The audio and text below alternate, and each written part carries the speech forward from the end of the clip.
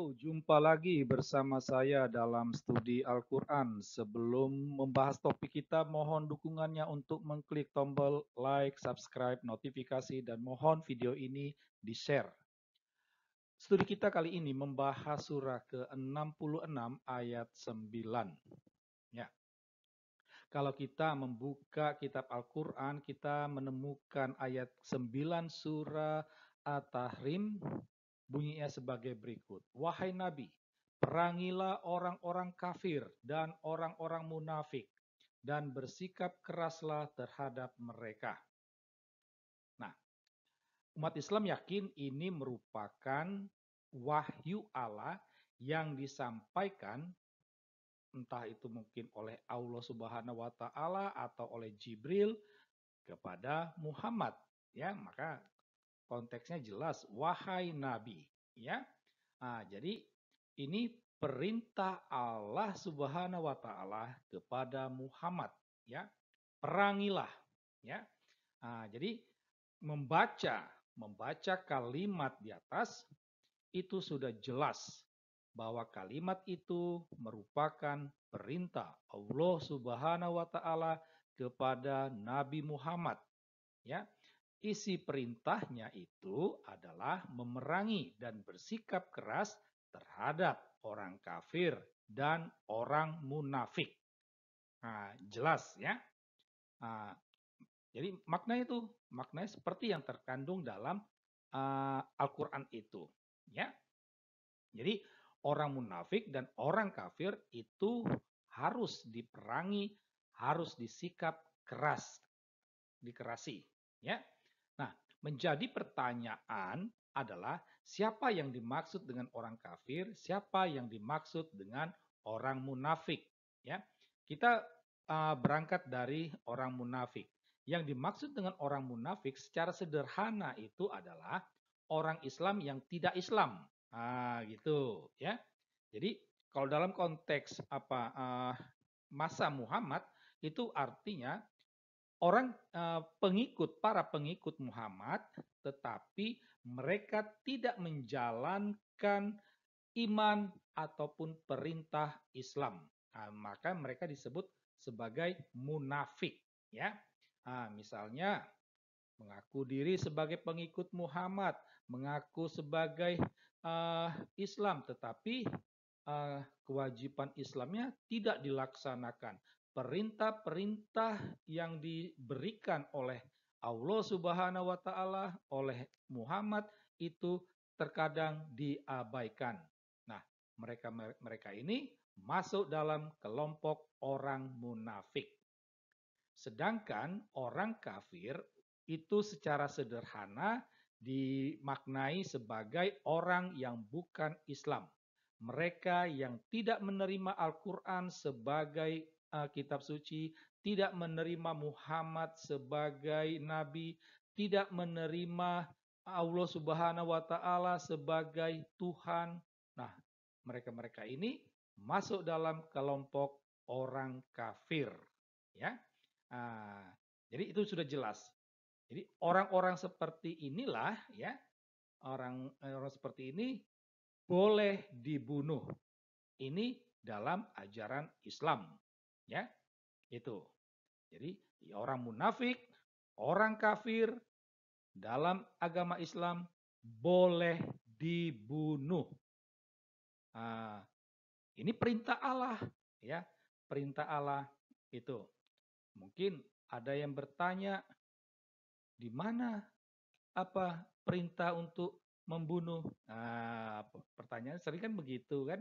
Nah, padahal membunuh itu uh, terkandung dalam kata perangilah.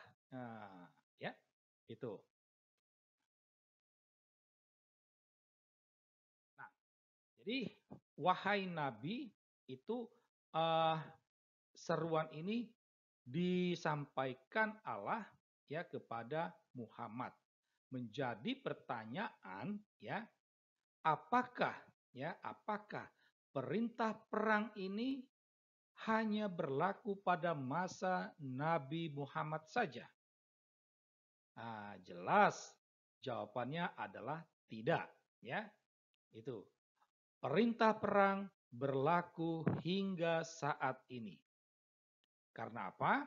Karena jika tidak berlaku lagi, wahyu Allah mati. Nah, ini langsung bertentangan dengan sifat Allah yang maha kekal. Jadi kalau Allah itu kekal, maka wahyunya juga haruslah kekal. Kalau tidak kekal, maka berarti itu bukan wahyu Allah.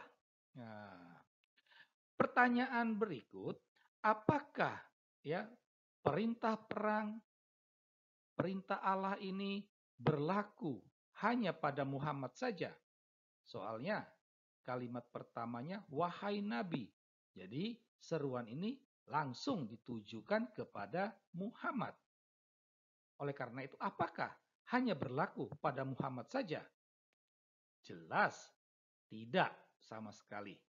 Ya. Perintah ini berlaku untuk semua umat Islam.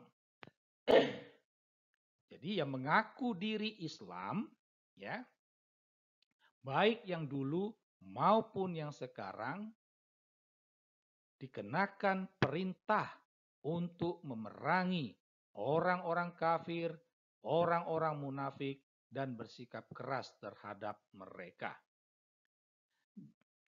Jika berlaku pada Muhammad saja, maka wahyu Allah juga mati. Karena apa? Ya Muhammad sudah meninggal. Ya kan? Itu. Pertanyaan berikut. Bisakah kata perang itu punya makna baru? Sekali lagi jawabannya adalah tidak. Ya. Perang dalam ayat 9 ini, dalam wahyu Allah ini berarti perang. Ya. Ya, jadi perang yang dimaksud itu adalah perang di mana di sana terjadi aksi atau tindakan bunuh, membunuh, dibunuh, terbunuh, terluka, cedera dan lain sebagainya. Itu. Jika dimaknai secara baru, itu bisa saja bertentangan dengan maksud Allah. Ya, karena apa? Karena ya maksud Allah ya perang. Perang ya perang, tidak ada makna lain. Maka kalau ada yang memaknai cara lain itu jelas bertentangan dengan maksud Allah. Nah, dari pemaparan di atas kita sampai pada kesimpulan logis ya. Nah, kesimpulan yang pertama yang dapat ditarik bahwa surah ke-66 ayat 9 ini merupakan perintah perang ya. Perintah perang kepada Muhammad dan juga umat Islam ya.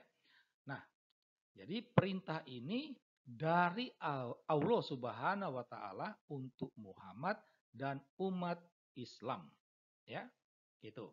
Perang yang dimaksud adalah perang, tidak ada makna lain ya. Nah, perintah perang karena ini berasal dari Allah, maka perintah perang ini menjadi kewajiban dalam Islam ya. Menjadi kewajiban.